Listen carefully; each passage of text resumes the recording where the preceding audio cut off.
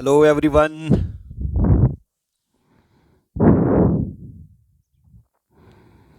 Hi everyone. Welcome to the channel.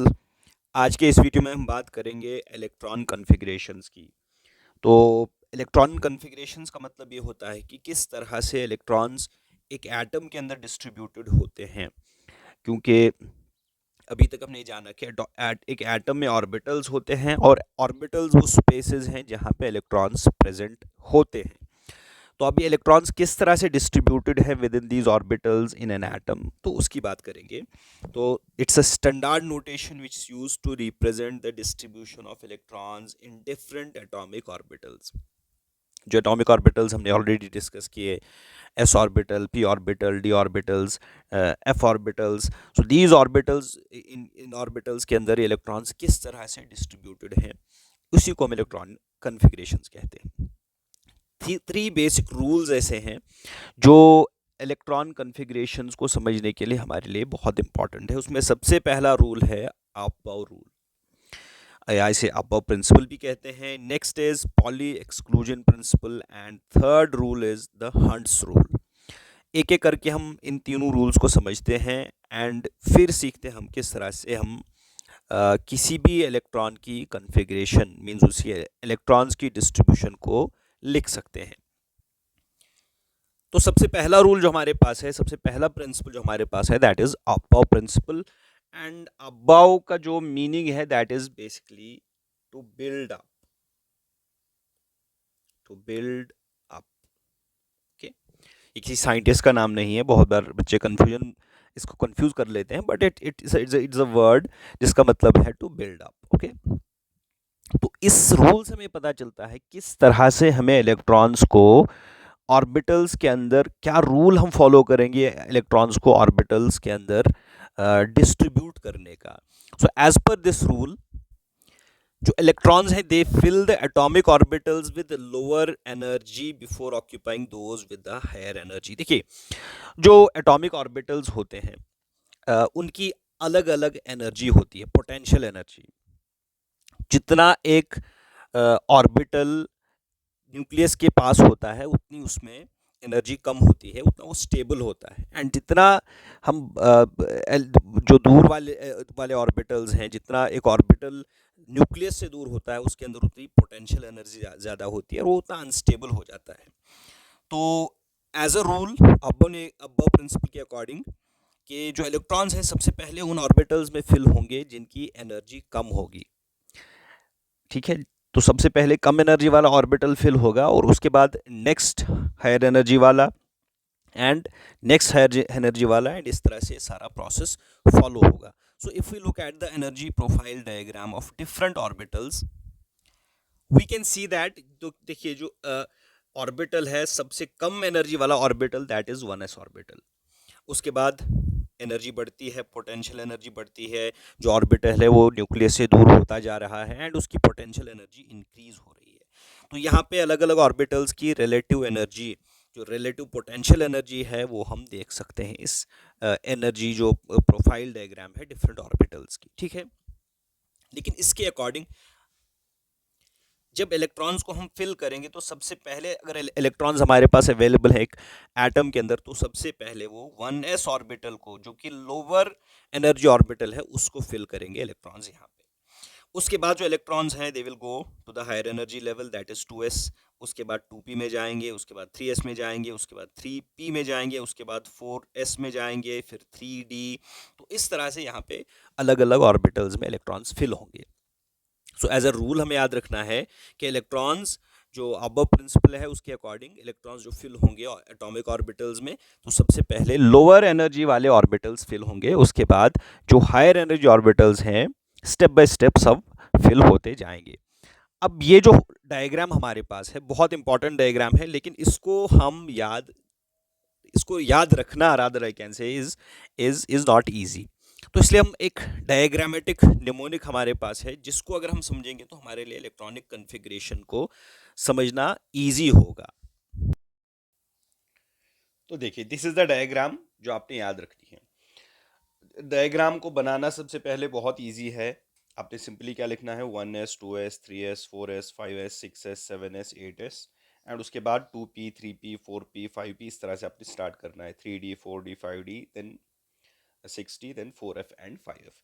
इस तरह से हमें बनाना है diagram.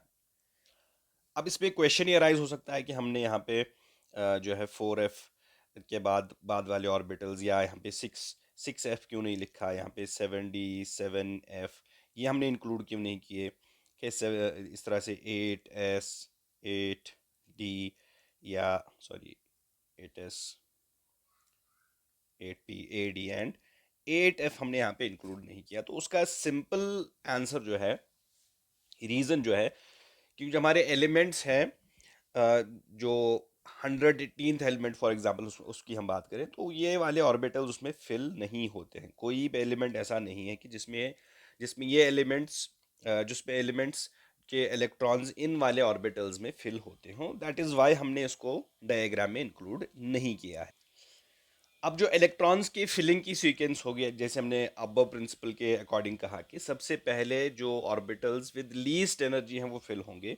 And in this diagram हमें क्या करना है, हम स्टार्ट करेंगे इस तरह का एरो बनाएंगे। सो दिस मीन्स सबसे पहले इलेक्ट्रॉन्स 1s ऑर्बिटल में जाएंगे, उसके बाद इलेक्ट्रॉन्स 2s ऑर्बिटल में जाएंगे, उसके बाद इलेक्ट्रॉन्स 2p ऑर्बिटल को फिल करेंगे।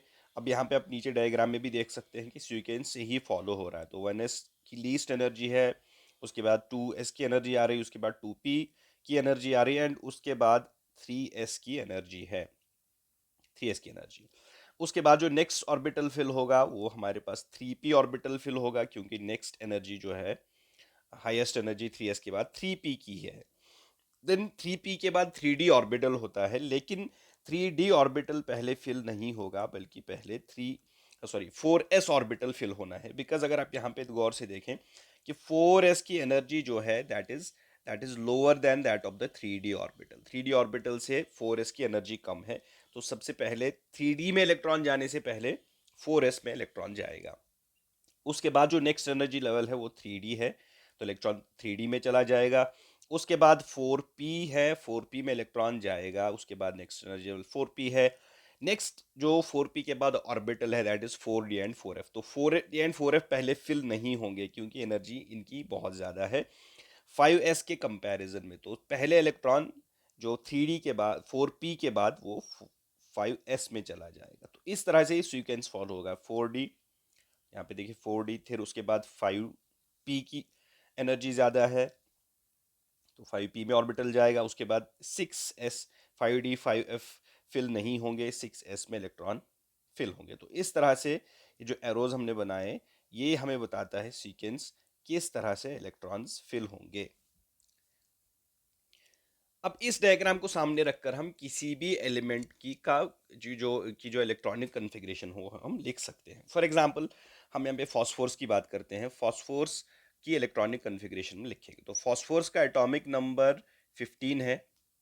सो दैट मीन्स सबसे पहले दो इलेक्ट्रॉन्स जो हैं they will go into the 1s, सो हम लिखेंगे 1s2। उसके बाद 2s फिल होगा, तो उसमें मैक्सिमम 2 इलेक्ट्रॉन्स जाएंगे, 2s2। उसके बाद 2p फिल होगा, 2p में मैक्सिमम 6 इलेक्ट्रॉन्स जाएंगे, 2p6। उसके बाद 3s में इलेक्ट्रॉन्स जाएंगे, 3s2। ये टोटल 12 इलेक्ट्रॉन्स होंगे। एंड इसके बाद 3 इलेक्ट्रॉन्स बचेंगे, दे will go into the 3p orbital, so will write 3p3। तो ये इलेक्ट्रॉनिक कन्फिग्रेशन है फॉर द फॉस्फोरस। तो इस डायग्राम को सामने रख कर हम ये इलेक्ट्रॉनिक कन्फिग्रेशन लिख सकते हैं। हम और एक एग्जांपल लेंगे यहाँ पे सिंपल सा। So let's take the example of, let's suppose bromine की एग्जांपल लेंगे जिसका एटॉमिक नंबर 35 है। सो ये 35 इलेक्ट्रॉन्स हमने क्या करने हैं, डिस्ट्रीब्यूट करने हैं, कन्फिग्रेशन लिखनी है। सो पहले 1s फिल होगा। सो आप इस डायग्राम को देखें एंड अकॉर्डिंगली आप इसको फिल करें। सो 1s में 2 इलेक्ट्रॉन्स जाएंगे, सो 1s2। उसके बाद 2s फिल होगा, 2s2। उसके बाद 2p में 6 इलेक्ट्रॉन्स जाएंगे। उसके बाद 3s फिल होगा, 3s में 2 इलेक्ट्रॉन्स जाएंगे। उसके बाद 3p में 6 इलेक्ट्रॉन्स जाएंगे। एंड उसके बाद 3d फिल नहीं होगा बल्कि 4s फिल होगा, सो विल राइट 4s2। फिर 4s के बाद 3d फिल होगा according to this diagram. So 3d, D में 10 इलेक्ट्रॉन्स जा सकते हैं, मैक्सिमम इज 3d 10। और हमारे पास बचे टोटल ऑफ नाउ, यस 30 तो आ गए यहाँ तक, 5 इलेक्ट्रॉन्स हमारे पास बच गए। तो नेक्स्ट 3D के बाद जो है हमारे पास 4p फिल होगा, सो विल राइट 4p5। सो इस तरह से सारे 35 इलेक्ट्रॉन्स हमने यहाँ पे डिस्ट्रीब्यूट किए एज पर दिस डायग्राम। तो इस डायग्राम को अगर हम याद रखेंगे तो हमारे लिए किसी भी एलिमेंट की कॉन्फ़िगरेशन लिखना इजी होगा। ऑल्दो कुछ एक्सेप्शंस हैं जहाँ पे किसी किसी केस में हम देखेंगे, will will study that later, कि जहाँ पे ये ट्रेंड फॉलो नहीं होगा कुछ एलिमेंट्स के केस में। There is a little bit difference, तो हम डिस्कस करेंगे वाई रीजंस उसके लिए क्या होंगे, वो भी हम डिस्कस करेंगे। लेकिन जनरली जो एलिमेंट्स हैं उनकी कन्फिग्रेशन लिखने के लिए हमें ये सिंपल डायग्राम याद रखना होगा। सो एक आध एग्जांपल्स हम और देखेंगे। लेट्स सपोज कोबाल्ट की हमें कन्फिग्रेशन लिखनी है। कोबाल्ट का एटॉमिक नंबर 27 है। तो सबसे पहले आपके सामने डायग्राम होना चाहिए जो हम सिंपल वे में लिख सकते हैं। Let's suppose it is 1s, उसके बाद 2s, 3s, 4s and so on. फिलहाल हम 4s तक लिखेंगे। देन हमारे पास 2p, 3p, 4p, then we have 3d, 4d and 4 के केस में f भी होगा। तो 27 इलेक्ट्रॉन्स हमें डिस्ट्रीब्यूट करने हैं। सबसे पहले s फिल होगा, तो दैट मीन्स 1s2, उसके बाद 2s फिल होगा, 2s2, उसके बाद 2p फिल होगा, 2p6, उसके बाद 3s फिल होगा, so it will be 3s2, उसके बाद आपका 3p फिल होगा, सो 3p में 6 इलेक्ट्रॉन्स जाएंगे। देन आपका 4s फिल होगा, 4s में 2 इलेक्ट्रॉन्स जाएंगे, so it is 10 and 10, 20 electrons आ गए। 7 हमें स्टिल डिस्ट्रीब्यूट करने हैं। तो नेक्स्ट फिल जो होगा 3d फिल होगा। तो 3d में आपके पास 10 इलेक्ट्रॉन्स मैक्सिमम जाएंगे, लेकिन हमारे पास 7 इलेक्ट्रॉन्स बचे हैं, so they will go into this d orbital. तो इस तरह से हम कोबाल्ट की कॉन्फ़िगरेशन यहाँ पे लिख सकते हैं।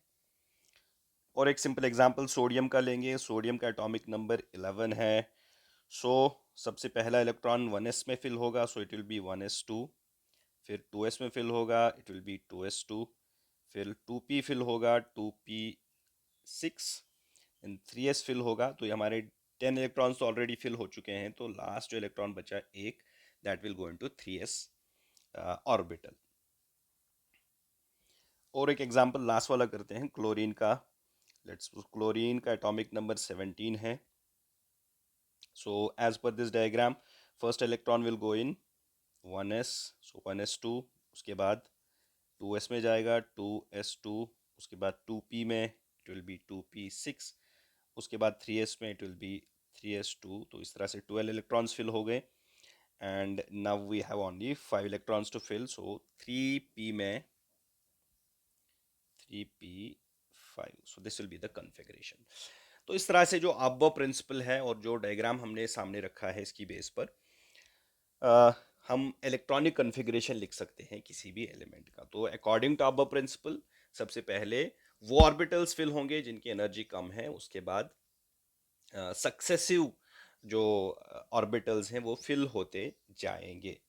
तो ये कॉन्फ़िगरेशन लिखने का एक पहला रूल है। नेक्स्ट प्रिंसिपल जो हमें याद रखना है, that is the Pauli exclusion principle. And according to this principle, no two electrons in an atom can have identical set of quantum numbers. एक एटम जो होता है, कोई भी एटम, किसी भी इलेक्ट्रॉन, सॉरी किसी भी एटम का कोई भी इलेक्ट्रॉन हम सिलेक्ट करें, तो कोई भी दो ऐसे इलेक्ट्रॉन हमें नहीं मिलेंगे एक एटम के अंदर जिनके लिए जो क्वांटम नंबर सारा का सारा सेट सेम हो। अगर तीन सेम है तो फोर्थ वाला जो है, that will be obviously different for them. In other words we can say spin जो हमेशा इलेक्ट्रॉन्स का होगा वो अपोजिट स्पिन होगा।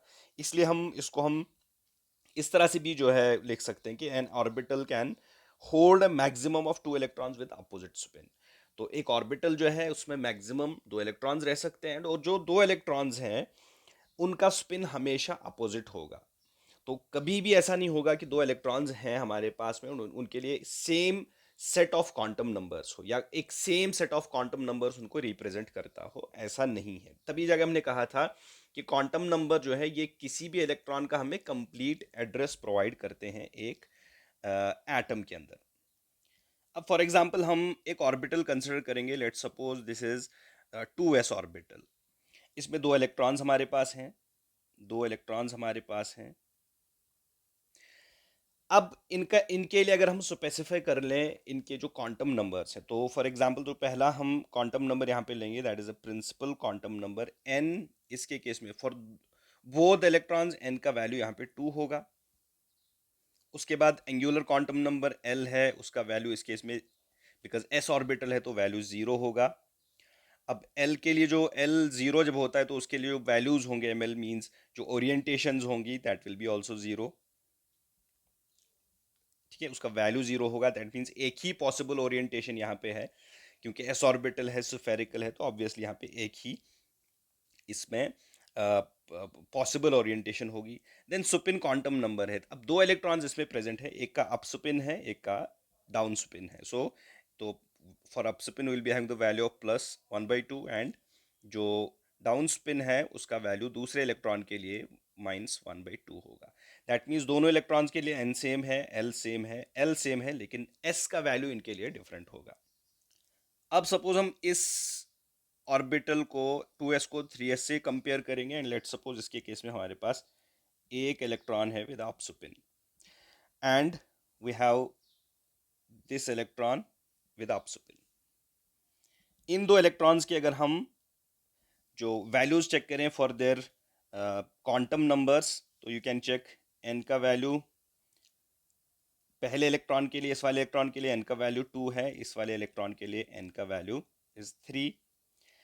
then L for both of them will be 0, ml for both of them will be 0 and s Supin भी दोनों के लिए सेम +1 होगा क्योंकि ओरिएंटेशन इनकी सेम है। नाउ यू कैन सी कि जो L ml एंड s तो इनके लिए सेम है, लेकिन फोर्थ जो क्वांटम नंबर है principal quantum number that is different. तो यही बात हमने कही according to Pauli exclusion principle कि दो इलेक्ट्रॉन्स जो होंगे एक एटम के अंदर, उनके लिए कभी भी जो क्वांटम नंबर का सेट सारे के सारे वैल्यूज उनके लिए सेम नहीं होंगे। चार क्वांटम नंबर्स में कोई ना कोई वैल्यू उनके लिए डिफर कर ही जाएगा। तो इसलिए जब भी हम इलेक्ट्रॉन्स फिल करेंगे, ऑर्बिटल्स फिल करेंगे इन इलेक्ट्रॉन्स, वहां पे हमें अपोजिट स्पिन दिखाना ही पड़ेगा। फॉर एग्जाम्पल कार्बन, कार्बन की हम लिखेंगे कन्फिग्रेशन, कार्बन का एटॉमिक नंबर 6 होता है, so the configuration for it will be 1s। Let's suppose this is 1s orbital, boxes से हम रिप्रेजेंट करेंगे 1s 2 1s 2s and 2p। This is 2s, this is 2p। तो electrons जो होंगे 1s orbital में दो इलेक्ट्रॉन्स जाएंगे, so will represent them by these arrows जो होंगे उनके लिए इन्वर्टेड मींस एक का हेड हम अपवर्ड्स दिखाएंगे, दूसरे एरो का डाउनवर्ड्स, विच मींस कि इनका स्पिन अपोजिट है। सिमिलरली इस केस में भी होगा and then we have two electrons, they will go into the p orbitals. Okay, so this is how we will represent the electrons in the orbitals। अब अगर आप यहाँ पे गौर करें, मैंने p ऑर्बिटल में जो इलेक्ट्रॉन्स दिखाए हैं उनका स्पिन सेम है। ठीक है, मींस दे आर हैविंग +1/2, दोनों का वैल्यू, इसका भी +1/2 है, इसका भी +1/2 है। मैंने ऐसा क्यों किया, मैंने दोनों इलेक्ट्रॉन्स एक ही ऑर्बिटल में क्यों नहीं रखे, p ऑर्बिटल में क्यों नहीं रखे, एंड मैंने इनको अलग अलग p ऑर्बिटल्स में क्यों रखा है, इसके लिए भी रीजन है। जो नेक्स्ट प्रिंसिपल हम डिस्कस करने वाले हैं, Hund's rule, that basically explains this particular part. As per Hund's rule, जो ईच ऑर्बिटल है in a degenerate set is singly occupied before pairing up. बहुत सिंपल है, जो एक डीजेनरेट सेट होता है मींस वो ऑर्बिटल्स जिनकी सेम एनर्जी होती है, orbitals with the same energy, उनको डीजेनरेट ऑर्बिटल्स कहा जाता है। तो वो जो डीजेनरेट सेट होगा उसमें सबसे पहले इलेक्ट्रॉन्स सिंगली ऑक्यूपाई होंगे, उसके बाद पेयरिंग होना शुरू होगी। अगर आप डीजेनरेट सेट की बात करें तो हमारे जो p ऑर्बिटल्स हैं उसमें आपका डीजेनरेट सेट 3 ऑर्बिटल्स उसमें होते हैं, p सबशेल में 3 ऑर्बिटल्स आपके पास हैं, तीनों डीजेनरेट हैं। इसी तरीके से d ऑर्बिटल्स जो हैं उसमें 5 ऑर्बिटल्स आपके पास हैं डी सब शेल में, so they are all degenerate in nature. इसी तरीके से एफ सब शेल जो है उसके पास 7 ऑर्बिटल्स होते हैं विच आर डीजेनरेट, इनकी एनर्जी सेम होती है। तो जब भी इन ऑर्बिटल्स की फिलिंग होगी उसमें सबसे पहले क्या होगा कि ये इलेक्ट्रॉन्स जो इन ऑर्बिटल्स में सबसे पहले सिंगली फिल होंगे, उसके बाद जो फिलिंग है उसके बाद पेयरिंग स्टार्ट होगी। व्हाट डज दैट मीन, उसको एक एग्जांपल से हम समझ लेते हैं, सिंपल वाले। कार्बन की भी हमने एग्जांपल ली थी, कार्बन का एटॉमिक नंबर 6 है। तो सबसे पहले जो ऑर्बिटल है वो 1s फिल होगा जिसकी एनर्जी कम होगी, तो 1s ऑर्बिटल में 2 इलेक्ट्रॉन्स फिल होंगे। उसके बाद आपके पास 2s ऑर्बिटल होगा जिसमें 2 इलेक्ट्रॉन्स फिल होंगे। उसके बाद जो हायर एनर्जी ऑर्बिटल है दैट इज 2p, जिसमें 3 ऑर्बिटल्स हैं 2p सबशेल में। नाउ 4 इलेक्ट्रॉन्स हमने ऑलरेडी फिल किए हैं, अब 2 इलेक्ट्रॉन्स हमारे पास हैं which we have to fill.